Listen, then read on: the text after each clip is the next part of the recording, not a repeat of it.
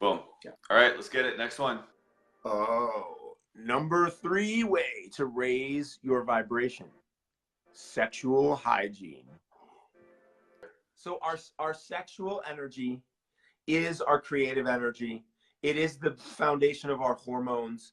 And in all the ancient tantric traditions, that one thing that they shared, whether it was the Sufis or the yogis or the Taoists or the Buddhists, they shared one thing.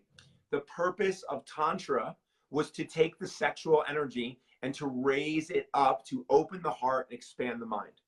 And so, especially for men, if we are not managing our sexual energy, if we are irresponsibly spreading our seed for no good reason, then we are going to have less hormonal substrate than before. We're going to have less compassion and tolerance and patience in our heart. And we're certainly going to have less willpower, more decision fatigue, less clarity of thinking. It is a 3-part system. If we lose a man's seed is 1 drop is worth 100 drops of blood. It is the substrate. It has, your body will beg, borrow, and steal from every organ and every nutrient and every bone to reproduce your sexual fluids, because that's the biological imperative. So men, what this boils down to is learning to have a orgasm without ejaculating. Modern expressions of this are called edging, right? Edging is where the man gets close, but he doesn't come, and he does this for hours, and it restores love in relationships. It increases immunity. That's the modern idea. Other examples of it are athletes like Muhammad Ali and other. I was going to say that. That's so funny. You were going to talk about it? Yeah. Yeah, he would say, oh man, there's no way he is having sex before a fight. Not for months before a fight. Yep. Because he recognized that it weakened. And there are certain cultures and races that have more of a passed down wisdom about this. I learned that growing up with different ethnic cultures. I had no clue about Taoist cultivation, but I had friends, male friends of different races and different backgrounds in my football team, in my lacrosse team, and they would say, dude, no way. There's no way. There's no dates. There is no masturbation at least 10 days before a game or a match. And I would be like, what? You are crazy, dude. And now I know they were right. Like for women, I think also just like engaging your sexual energy throughout the day is a really helpful practice. And you know, your womb space is a space that you can create from. You can bring things, you can manifest, you can call things in through the power of your sexual energy as a woman, very, very powerfully. Like the feminine power has to do with magnetism, right? And attraction. Not to say we don't have a masculine side too. We all have a feminine and a masculine side. But the womb, you know, the feminine sexual alchemies are magnetizing. It's effortless. It's wu wei, right? It's allowing things to just like to come to you and to be the place where they show up in. Yeah. Anyway, the bottom line is men need to retain their seed, and women, usually if they have a block, it's around receiving pleasure in the root chakra. And so for women to separate the procreative act from pleasure and realize that experiencing pleasure down there can actually move blood and move energy and prevent any stagnation. So, you know, Taoists always said women are the superior species. They're multi-orgasmic by birth. The number 2 way to raise your vibration: abundance and receivership. The way you are looking at your life can determine how things show up for you. And you know, we hear all this talk about abundance mindset, right? But it's the opposite of scarcity. And so just think about, am I coming from my life from a perspective of abundance? Am I looking at everything that I have? Am I like open to the possibility of receiving? Am I like giving space for the universe and the people in my life, the people I work with, to contribute to me? Or am I like coming from this limited frame of there's only so much, there's only a finite amount, like I need to fight for every inch? You know, what is the frame you're coming from? Because that will determine the quality of your results, whatnot. It's gonna be great. So I want to share a story of abundance consciousness. I was recently in a leadership training, And the person who was kind of the founder of the feast came in on the last day, and she just sat there and she was talking to us, and she was like, every one of you is gonna, every one of you is gonna enroll somebody to do X, Y, and Z in your life. And she was just so clear that she wasn't asking from any place of need. She's like, do you get that I have no trouble to fill this seminar? Do you understand that? There's a waiting list. There is this and this. She said, so she looked around, does everyone understand? And like, it was so cool because she obliterated the lack consciousness in everyone in the room. And then she told this other story of where she's running a live event. And in that live event, she's going to sell a business coaching program. And one of her clients has a business coaching program.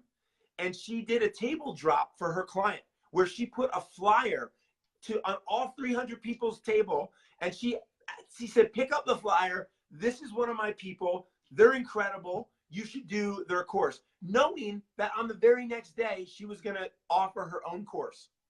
And she did that because she believes she is in total abundance consciousness. And guess what? It went very well for all of them financially. And that's like new possibilities open up in the universe when you come from that abundance consciousness. And the last piece I just want to share. If you can't receive, you will eventually sacrifice or sabotage your ability to give into the world. You can follow the old school ethics for a little while. Oh, not deny myself, serve others. You can do that for a while, but it will run out. It will run out. So when we receive, we can give more.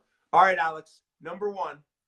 Number one, the final thing that I've found in my life to raise my vibration. And like, before I do this, like, why do we want to raise our vibration? Well, the more we raise our vibration, the more access we have to our own genius, our own happiness, our abundance, our success. Everything depends on it. And this final thing is really service. It's acts of service. It's being in service. I cannot tell you how many times, how many days in the last few years I have been down for whatever reason. I have been in a bad mood. I've been like hating life, but I have a client I need to serve. I have someone I need to show up for. I have a program I'm running. I have dozens of people waiting for me to show up and serve them.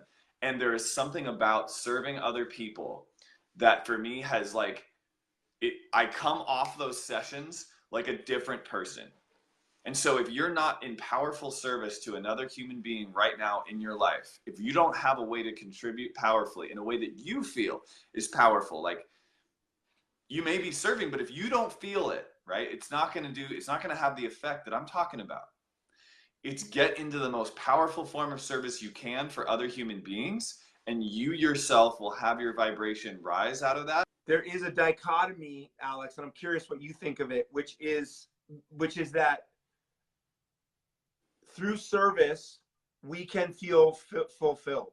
Like in one of the spiritual teachings, the way they say it is like, if you're not happy, but you can make another person smile or be happy, then you realize that you have the gift you gave, right?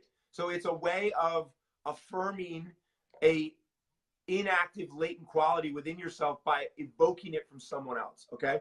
At the same time, if you become dependent on service for your self-worth, it can be a pit. It can be a trap. And I've seen that as well. People who give and give and give, and they can't manage or take care of their own energy. So, but for the vast majority of us to get into service in a way that we feel refills our cup, that's where we transcend those two polar opposites. It's like, what is the service that is of the greatest joy to you? It's not about serving and sacrificing. It's about serving in joy and abundance. Because one thing so your service has to be connected to your gifts, like your actual genius, your actual gifts, like your most powerful chakras should be involved in that service. If you are like a super motivated go-getter, great in the gym, like you being a personal trainer is going to be probably your great service, right? If you're a genius who's like a science genius, you need to be using your mind. That's going to be your greatest service. If you are an empath, a lover, a healer, then being in a nurturing, caretaking role is going to be your greatest genius. If you are someone who is charismatic and funny and makes people enjoy themselves, then you being like an entertainer or being someone who's a people person or a networker or a salesperson is going to be your greatest service. The cool part about this last number one is that when you get into service of other people, all of your Jedi arts become activated. When you're in service on a day-to-day basis, your meditations become more necessary and deeper. Your need to take care of yourself and your energy and your body. So service activates the previous 8 things of raising your vibration because it gives you a game, like a sporting event. Your coaching call, your business meeting, your client session, that is your tennis match, that is your football game, that is you under the Friday night lights.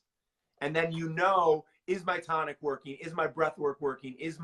That's the funness, that's the most fun part of this whole thing. So November 8th through the 11th, which really is 9th, 10th, 11th, we are gathering visionaries, leaders, healers, social entrepreneurs in the mountains of Southern California, 2 hours from LA and San Diego. And basically those 9 ways to raise your vibration, I believe that actually right now, if you rewatch this and you found an action step for each one of those things, you would be in a totally different realm, even 9, 10, 21 days from now. What the mountain initiation is a time in your life to go away from the city, from your normal routine, and to live those practices for 3 days straight in a beautiful mountain environment with trees and organic food and tonics, where you'll understand the science and the logic, so your rational mind can buy in, and then we'll have deep experiential practices for you to experience the bliss, the focus, the energy, and the change in your state through your own meditation, your own mindfulness, your own breath work, your own noble movement. We're going to train like the Jedi of old, and you're going to leave that weekend with a solid alchemical plan of how to microdose these into your day when you go home. And Alex, I'm super stoked to announce we have an awesome guest speaker lineup besides myself. We have Jill Van Bodingham Smith talking about the sacred 9, the 9 forgotten ways to activate the law of attraction. She has surveyed the law of attraction all the way back to the Emerald Tablets and come up with these 9 actionable ways to utilize co-creation in our lives to have the life we want. We have Jason Hernstad is going to be talking about the neuroscience of owning our value and stepping into abundance through service. He is a business genius. He is very rational and logical, but also deeply spiritual. And he's going to be there to help us move our businesses forward in a neuroscience and a spiritual way. And then lastly, and most recently, and I'm really excited, is we have Johnny Blackburn, who is he's a licensed counselor. He's a practitioner of a system of typology that comes from Chinese Taoist alchemy. There's 12 different types of people that relate to the organs, and it helps you know yourself and then move into the world. He's going to be talking about full body intelligence and how most of our biggest mistakes are because we're making a decision from our head alone, our heart alone, or our genitals alone. And when we learn how to use, he's a master when he does his coaching. Okay, Kai, that's your head. Now what about your heart? Now what about your gut? And he's a master of helping you use all 3 levels of intelligence to check in with them and make decisions from that place.